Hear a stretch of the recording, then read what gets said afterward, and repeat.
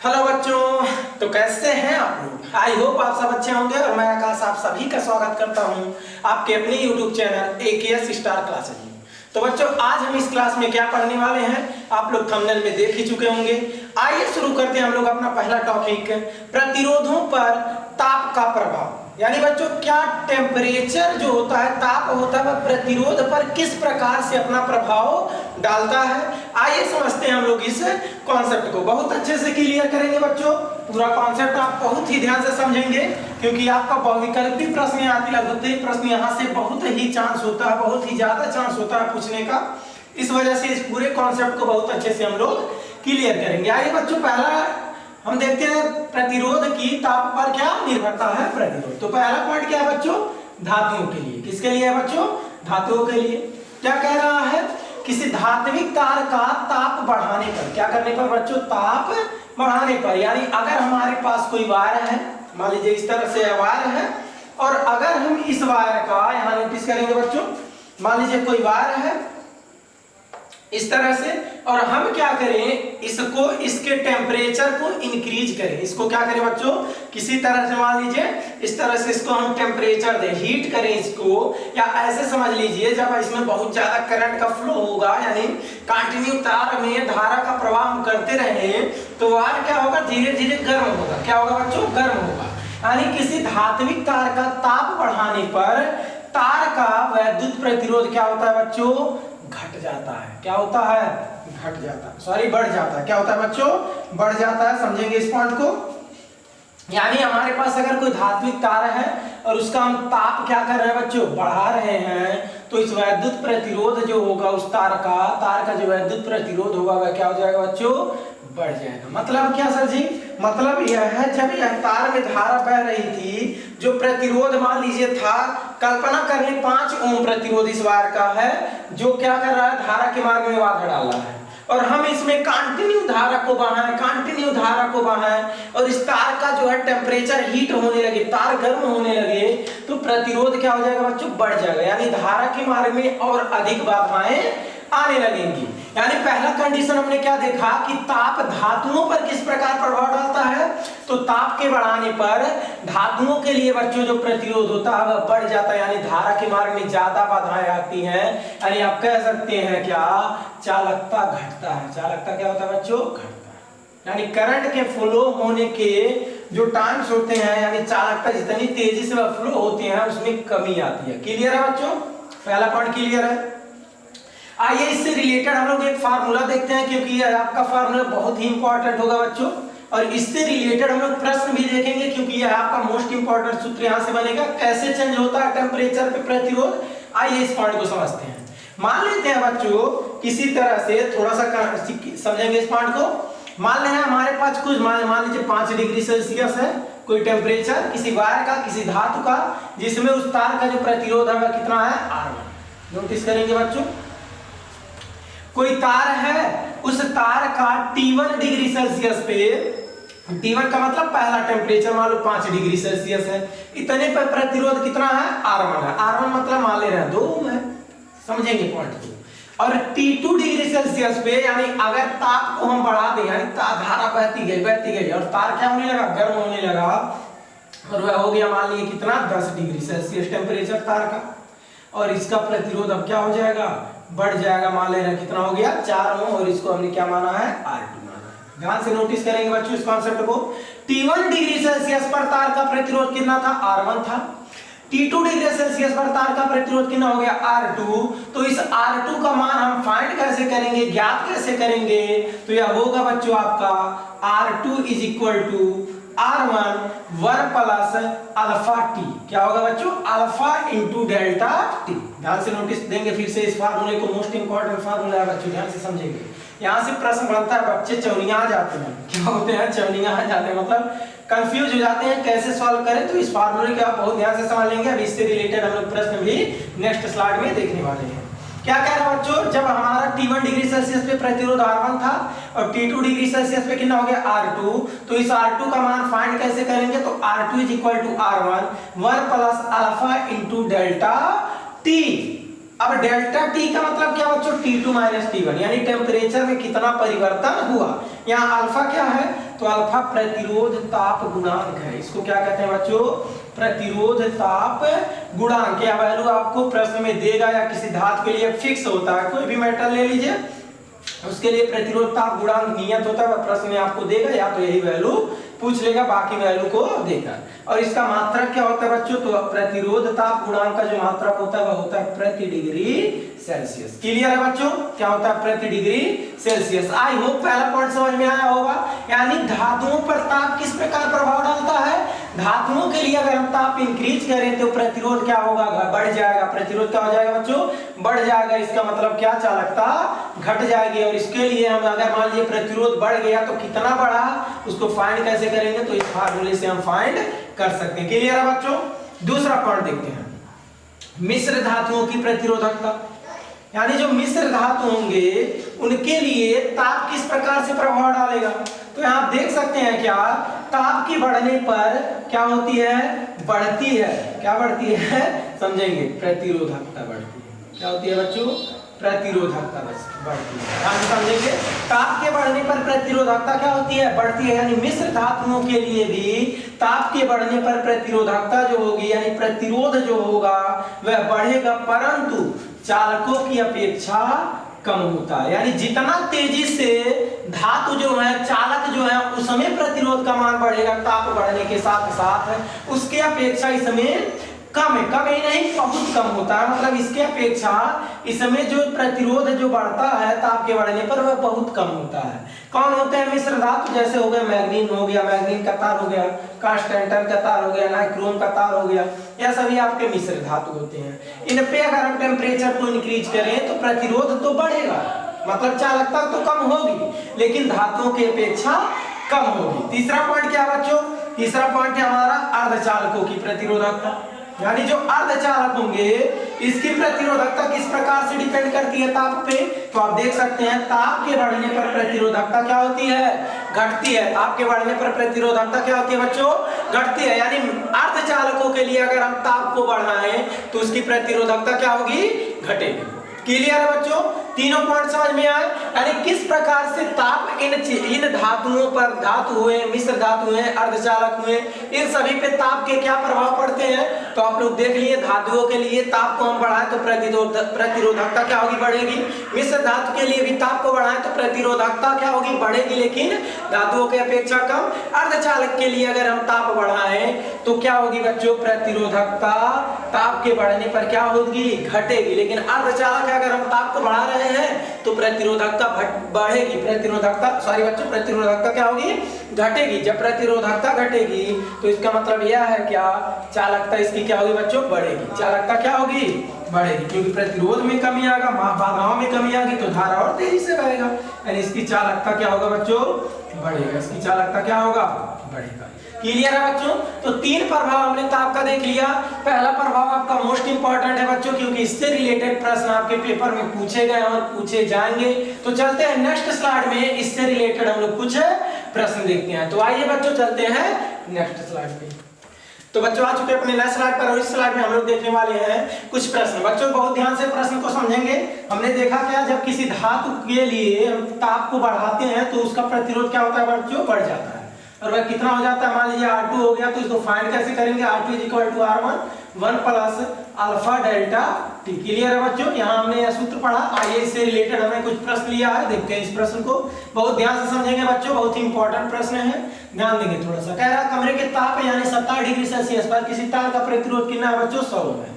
Notice करेंगे, प्रारंभ में कह रहा है कमरे के ताप पर, यानी प्रारंभ का जो टेम्परेचर है, मान लीजिए उसको T1 है और वह कितना है, 70 डिग्री सेल्सियस। और कह रहा प्रतिरोध कितना है बच्चों, 100, तो इसको हम R1 कहते रहे, तो यह कितना हमारा 100 है। यानी R1 का मान कितना है, 100। क्लियर है बच्चों। कह रहे यदि तार का प्रतिरोध 117 ओम हो जाए, यानी अब मान हो गया कितना, 117 ओम, तो कह रहा है इसका ताप कितना होगा, यानी T2 पूछ लिया। क्या पूछ लिया बच्चों, T2। और कह रहा पदार्थ का ताप गुणांक, यानी जिसको हमने क्या कहा है, अल्फा। अल्फा बराबर कह रहा कितना बच्चों, अल्फा बराबर है 1.70 लिखिए या 7 लिखिए, कोई दिक्कत नहीं, गुणे 10 पे माइनस कितना हो जाएगा बच्चों, 4। क्लियर है बच्चों। प्रति डिग्री सेल्सियस। इसका मतलब प्रति डिग्री सेल्सियस या प्रति डिग्री सेल्सियस हिंदी में लिख दीजिए, इस तरह से प्रति जूल में। क्लियर है बच्चों? आइए इस प्रश्न को हम समझते हैं, थोड़ा सा सॉल्व करें। अभी कहेंगे सर जी सॉल्व कहाँ करेंगे जब सब लिख दिए। आइए हम दिखाते हैं आपको। यह सूत्र है हमारा, नोटिस करेंगे थोड़ा सा ध्यान से। यहाँ हम सॉल्व कर दे रहे हैं, इसको मिटा देंगे। फिर पहले प्रश्न का ही सॉल्यूशन है बच्चों, यहाँ नोटिस करेंगे थोड़ा सा आप लोग। क्या है ध्यान देना, R2 बराबर जो हमारा सूत्र है बच्चों वह क्या है, R1 1 plus alpha delta T। R2 बराबर R1 1 प्लस अल्फा और डेल्टा T का मतलब हमने आपको बताया क्या बच्चों, T2 माइनस T1, यही तो बताया है, T2 माइनस T1। क्लियर है? R2 गुणे में कहा जाएंगे बच्चों, बटे में, यानी R2 बटे R1 बराबर 1 plus alpha T2 minus T1। Clear है बच्चों? अब फिर थोड़ा सा नोटिस करेंगे, प्लस है इधर आएगा क्या हो जाएगा, माइनस हो जाएगा। R2 बटे R1 minus 1 is equal to कितना होगा, alpha T2 minus T1। Clear है बच्चों? यहां से अब थोड़ा सा नोटिस करेंगे, R2 का मान कितना दिया है, R2 का मान है 117 ओम, R1 का मान 100 ओम, माइनस 1 बराबर अल्फा का मान कितना है बच्चों, आप देख सकते हैं अल्फा का मान कितना है, 1.7 गुणे 10 पे माइनस 4, यानी 1.7 गुणे 10 पे माइनस 4। और यहाँ T2 हमें ज्ञात करना है और T1 का मान कितना दिया है, T1 का मान दिया है 27। क्लियर है बच्चों? अब थोड़ा सा समझेंगे आप लोग। यहाँ हम डायरेक्ट लिखेंगे, आप लोग नोटिस करेंगे। यहाँ 100 बटे में है, यहाँ देखिए बटे 1 रहता है, 3 मल्टीप्लाई कर लीजिए तो 1 का गुणा 117, 100 का गुणा 100 में तो 100, 117 में से 100 घटेगा तो 17 बचेगा और 100 करने 100, यानी 17 बटे कितना हो जाएगा 100। अब यहाँ समझेंगे, कहेंगे सर कहाँ कहाँ लिख देते हैं, थोड़ा सा नोटिस करेंगे बच्चों, स्पेस नहीं है इस वजह से ऐसा लिखना पड़ रहा है, आप लोग समझेंगे जरूर। यहाँ से आप पूरा सॉल्यूशन लिखने के बाद इसके आगे यहाँ सॉल्व कर रहे हैं, देखेंगे थोड़ा सा नोटिस करेंगे, उसके बाद ऊपर है नहीं देख लेंगे थोड़ा सा। यहाँ पे 100 सब्ट्रैक्ट करेंगे 117 से कितना बचेगा, 17 बटे कितना हो जाएगा 100, बटे कितना हो जाएगा 100। क्लियर है? बराबर कितना होगा 1.7 गुणे 10 में माइनस 4 और यहाँ कितना होगा T2 माइनस कितना 27। क्लियर है बच्चों? गुणे में है, कहाँ जाएंगे बटे में, यानी 17 बटे 1 थोड़ा सा नोटिस करेंगे बच्चों, 100 गुणे 1.7 गुणे 10 पे माइनस 4 दिख रहा होगा, नहीं दिख रहा बच्चों तो ध्यान से सुन के निकलेंगे। 1.7 गुणे 10 पे माइनस 4 बराबर T2 माइनस कितना होगा बच्चों 27। क्लियर है? अब नोटिस करेंगे यहाँ पे 1 0 से दशमलव तो गायब हो जाएगा, यानी बचेगा कितना, ऐसे समझ लीजिए 17 काटेंगे ऊपर 10 आ जाएगा। क्लियर है? 1 0 से 1 0 कैंसिल हो जाएगा, ये भी क्लियर है। 10 में से 10 पे पावर 1 है तो यहाँ कैंसिल होगा, 10 पे माइनस कितना बचेगा 3, यानी 10 पे माइनस 3 ऊपर जाएगा तो प्लस हो जाएगा, 10 पे 3 माने कितना 1000। पूरा कैलकुलेशन यही कर दिए हैं आप लोग, फिर से एक बार देख लेंगे।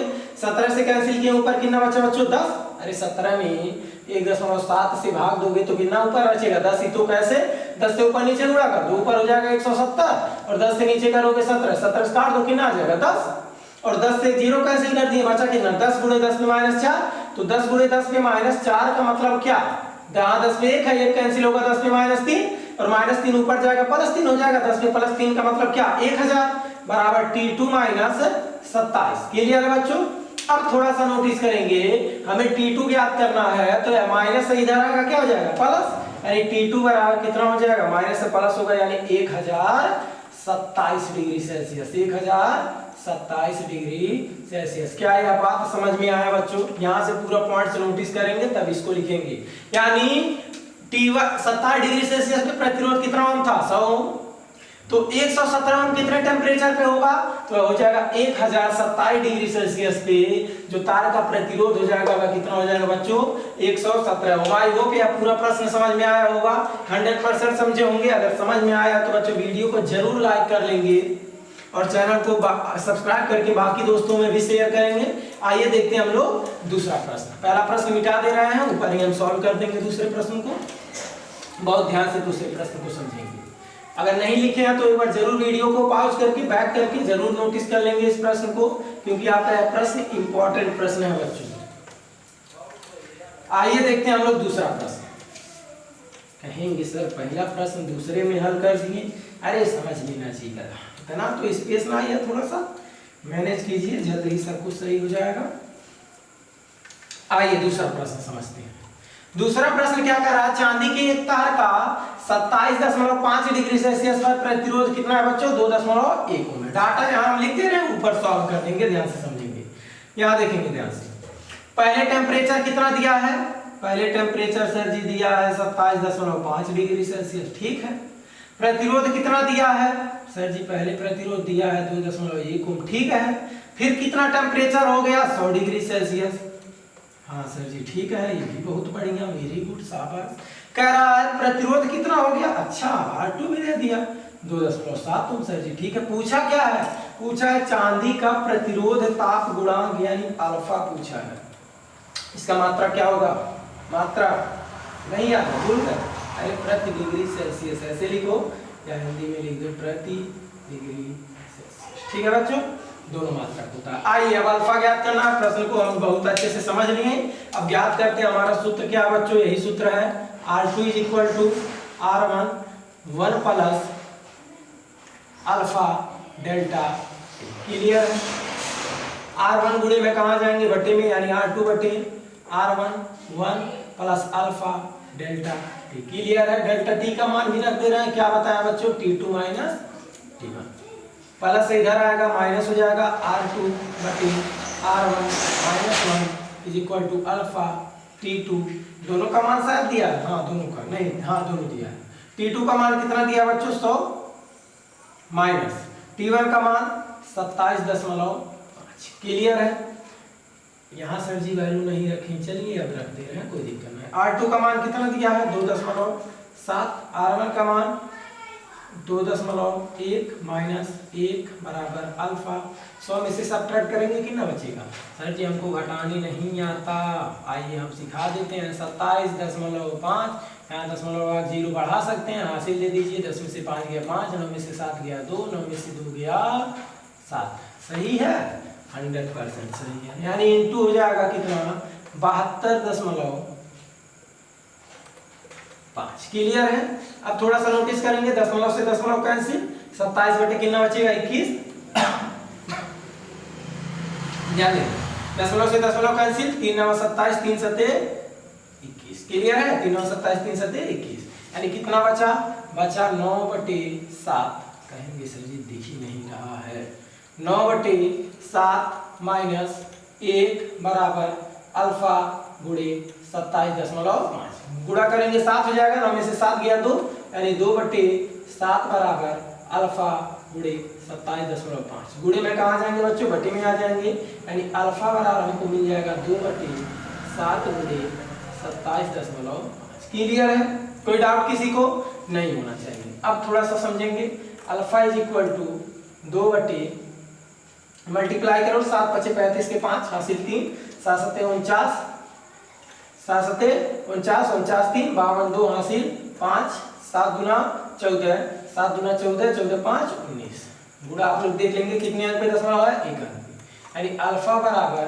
2/192.5। अब डिवाइड करना आपका काम है, कैसे डिवाइड करेंगे, कैसे करना चाहिए, आप लोग डिवाइड कर लेंगे, इतना प्रति डिग्री सेल्सियस, यानी प्रतिरोध ताप गुणांक हो जाएगा। डिवाइड करने पर बच्चों जरूर आप डिवाइड करके आंसर कमेंट कर दीजिएगा, प्रति डिग्री सेल्सियस, क्लियर है बच्चों। तो ये आपका दूसरे प्रश्न का सॉल्यूशन था। 100% आप लोग को समझ में नहीं आया होगा, सॉरी, आपको समझ में आया होगा, अगर नहीं आया है तो वीडियो को जरूर बैक करके इसको आप अच्छे से समझेंगे। तो बच्चों अगर ये दोनों प्रश्न क्लियर है तो बढ़ते हैं हम लोग नेक्स्ट स्लाइड पे और देखते हैं कुछ और कॉन्सेप्ट। तो बच्चों आ चुके अपने नेक्स्ट स्लाइड पर, और इस स्लाइड में हम लोग अगला कॉन्सेप्ट देखने वाले हैं क्या, वैद्युत ऊर्जा तथा वैद्युत शक्ति। आइए बच्चों इस पॉइंट को समझते हैं, क्या वैद्युत ऊर्जा तथा वैद्युत शक्ति। वैद्युत ऊर्जा क्या होता है, फिर देखेंगे क्या वैद्युत शक्ति क्या होता है। बच्चों वैद्युत ऊर्जा के बारे में आप लोग पहले ही जान चुके हैं, क्या हमने वैद्युत विभव का सूत्र अगर याद हो आपको पढ़ा था, क्या V = W/Q, V = W/Q। किसी आवेश को किसी वैद्युत क्षेत्र में किसी बिंदु तक लाने में किया गया कार्य तथा उस आवेश के अनुपात को क्या कहते हैं बच्चों, वैद्युत विभव। अगर यहाँ से हम वर्क का फॉर्म निकालना चाहें यानी कार्य का, तो W बराबर हमें क्या मिलेगा बच्चों, V के, यही पॉइंट मिलेगा, यानी कार्य बराबर क्या होगा, V × Q, W बराबर V Q। बच्चों यही वर्क जो होता है वास्तव में किसी परिपथ में, किसी वायर में, किसी वैद्युत क्षेत्र में जो यही वर्क हम करते हैं वही उसमें ऊर्जा के रूप में क्या हो जाता है, संचित हो जाता है, जिसे हम क्या कहते हैं बच्चों, वैद्युत ऊर्जा कहते हैं। या फिर किसी चालक में संचित हो जाता है जिसे चालक की हम स्थितिज ऊर्जा कहते हैं। बच्चों तो होता कितना है आप जान रहे हैं, W बराबर V Q होता है, या फिर कह सकते हैं W बराबर, अगर याद हो आपको तो Q बराबर क्या पढ़े हैं, IT पढ़े हैं, तो VIT कह सकते हैं। या फिर याद हो आपको V बराबर IR पढ़े हैं, तो यहाँ से W बराबर कह सकते हैं, जैसे ही IR रखेंगे तो I इंटू I स्क्वायर हो जाएगा, RT हो जाएगा। यानी 3 फॉर्म हमने वर्क का देख लिया।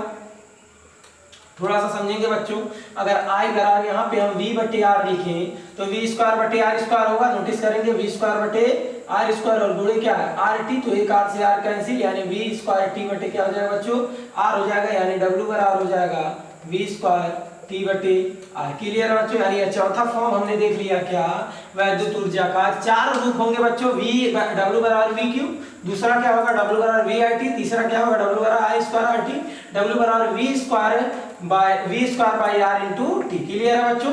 अब थोड़ा सा नोटिस करेंगे, इन ऊर्जाओं को आपको उष्मा के रूप में, या जो भी ऊर्जाएं होती है वह उसका उष्मा के रूप में क्या होती है, उत्सर्जित होती है। कैसे, ऐसे बल्ब है, बल्ब जलता है तो उससे हीट हमको मिलता है, उष्मा मिलता है, तो इन सभी वर्क्स को हम हीट में कैसे कन्वर्ट कर सकते हैं, तो आप नोटिस करेंगे अगर आप इसको हीट में कन्वर्ट करना चाहते हैं तो यही आप लिख सकते हैं क्या, VQ। थोड़ा सा समझेंगे बच्चों, यह सभी किसमें है, जूल में। अगर इसको आप कैलोरी में बदलेंगे तो आपको यहाँ पे 4.2 से डिवाइड करना पड़ेगा और यह किसमें बदल जाएगा, कैलोरी में। और यह पॉइंट क्या हो जाएगा, H बराबर VIT बटे 4.2 कैलोरी। अगर यह कितना हो जाएगा तो H बराबर I स्क्वायर RT बटे 4.2 कैलोरी। और यह कितना हो जाएगा, तो यह हो जाएगा H बराबर V square upon R into T। अब कहेंगे सर 4.2 से भाग भी दे दीजिए, चलिए भाग दे दे रहे हैं, V स्क्वायर T 4.2 इंटू क्या बच्चों, R है, ये भी किसमें बदल गया, कैलोरी में। तो इतने सारे पॉइंट्स आपके जो होंगे या ऊर्जा के रूप में होंगे, या आपका जूल में होगा, या सभी किसमें होंगे, जूल में होंगे, या सभी किसमें होंगे बच्चों, कैलोरी में होंगे। क्लियर है बच्चों। तो आपका ऊर्जा का रूप हो गया, या जो ऊर्जा जो हमें वैद्युत ऊर्जा होता है जिसके द्वारा हमें उष्मा मिलती है वह उसके रूप हो गया, यानी यह उष्मा का रूप हो गया। क्लियर है। इससे रिलेटेड प्रश्न आपके बुक में बहुत सारे हैं, उसको आप लोग जरूर सॉल्व कर लीजिएगा ताकि आपका कॉन्सेप्ट क्लियर हो जाए। हाई स्कूल का कॉन्सेप्ट है बच्चों, कोई ज्यादा डाउट नहीं होना चाहिए। आइए वैद्युत शक्ति देखते हैं। तो वैद्युत शक्ति क्या होता है बच्चों, थोड़ा सा नोटिस कर लेंगे। तो जो वैद्युत ऊर्जा होती है उसके क्षय होने की जो दर होती है, सर नहीं समझे, फिर से समझेंगे ध्यान से। जो हमारा वैद्युत ऊर्जा है, जैसे मान लीजिए किसी परिपथ में जो भी इलेक्ट्रिक एनर्जी है चार्ज के रूप में, तो वह चार्ज के रूप में जो एनर्जी है वह जब क्षय होगा तभी तो हमें उष्मा मिलेगा। तभी तो हमें, मान लीजिए बल्ब जल रहा है तभी तो हमें उष्मा मिल रहा है, तभी तो हमें वो देखिए गर्मी होने लगा, अरे यार गर्मी हो रही है, मतलब हीट, मतलब क्या उष्मा मिल रहा है, हमको गर्मी फील हो रही है ना। तो जो ऊर्जा है, इलेक्ट्रिक एनर्जी जो हमारी है वह किसमें कन्वर्ट हो रहा है, हीट में। हीटर होता है, प्रेस होता है, वह सभी वैद्युत ऊर्जा को हीट में ही तो कन्वर्ट करते हैं, उष्मा में ही तो बदलते हैं, बिल्कुल बदलते हैं। तो यह सभी ऊर्जा के फॉर्म हो गए, यह सभी उष्मा के फॉर्म हो गए। अब यही जो ऊर्जा क्षय होने की दर है, कितनी ऊर्जा कितने समय में नष्ट हो रही है, कितनी ऊर्जा कितने समय में उष्मा में कन्वर्ट हो रही है, तो यही ऊर्जा के क्षय होने की जो दर होती है, कितने समय में कितनी ऊर्जा नष्ट हो रही है, वही आपकी होती है क्या बच्चों, वैद्युत शक्ति। क्या होती है, वैद्युत शक्ति। शक्ति मतलब कोई काम हम 2 सेकंड में कर लेंगे, कोई काम हम 5 सेकंड में करेंगे, तो जो 2 सेकंड में करेंगे उसकी शक्ति ज्यादा होगी। 2 लोग हैं, हम कहते बच्चों दौड़ना 1600 मीटर, तो कोई कह देगा हमने 4 मिनट में कंप्लीट कर लूंगा, कोई कह देगा 5 मिनट में कंप्लीट कर लूंगा। तो 4 मिनट वाले के पास शक्ति ज्यादा है, क्योंकि वह समय के साथ अपनी ज्यादा एनर्जी को लॉस कर दे रहा है दौड़ने में, तो जल्दी कंप्लीट कर रहा है, यानी उसकी शक्ति क्या है, ज्यादा है। समझाओगे बच्चों इस पॉइंट को। मतलब क्या वैद्युत शक्ति है क्या, तो वैद्युत ऊर्जा के क्षय होने की दर, डेफिनेशन लिख लेंगे क्या, वैद्युत ऊर्जा के